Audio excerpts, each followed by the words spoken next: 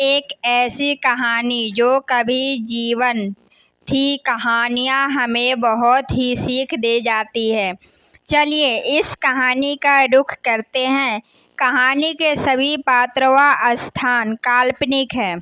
सत्यनदेव और रीना की शादी अचानक हुई क्योंकि सत्यनदेव के लिए एक रिश्तेदार के यहाँ रिश्ता आ रहा था।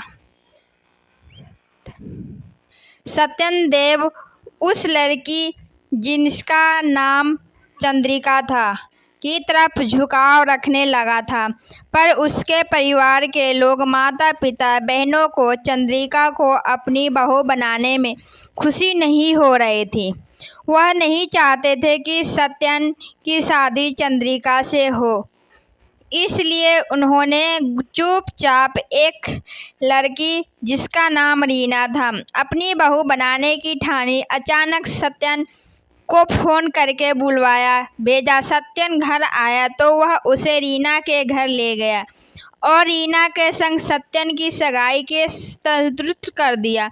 सत्यन कुछ समझ पाता इससे पहले दोनों की सगाई हो गई। 4 से 5 दिनों में ही सत्यन की शादी रीना से हो गई।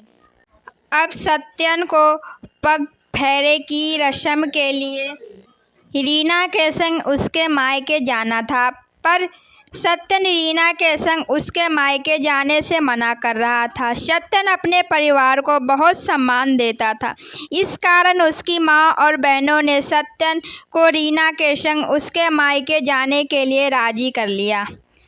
सत्यन मन ही मन चंद्रिका को अपनी जान मान बैठा था। उसे रीना में कोई रुचि न थी, पर परिवार के दबाव में रीना को अपनाया था। खास कारण यह भी था कि सत्यन चंद्रिका के मन की बात नहीं जानता था कि चंद्रिका भी उसे चाहती है या नहीं, इसलिए उसने रीना से विवाह करने के लिए दबी जबान में विद्रोह कर रहा था, पर मजबूरी में रीना को अपना लिया। पग फेरे की रस्म के लिए सत्यन ने अपनी गाड़ी में रीना को बैठाया और रीना के मायके के घर पर पहुंचकर उसके मायके के दरवाजे तक पहुंचकर रीना को कही, ठीक मैं तुम्हें हमारे मायके छोड़ दिया, अब मैं वापस जा रहा हूँ। रीना को उसके घर के बाहर छोड़ सत्यन वापस लौट गया।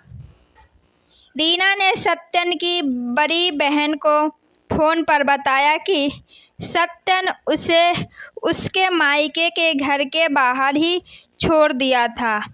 रीना चाहती थी कि सत्यन अपने ससुराल में आए, सबसे मिले, मुलाकात करे। रीना की बहन, माता पिता सत्यन से मिलने की इच्छा रखते थे। सत्यन को उसकी बड़ी बहन मोनिका ने समझा बुझाकर रीना के मायके में जाकर उसके परिवार वाले से मिलने की सलाह दी। अगर आपको ये कहानी अच्छी लगी हो तो लाइक, शेयर, सब्सक्राइब और कमेंट ज़रूर कीजिएगा। धन्यवाद दोस्तों।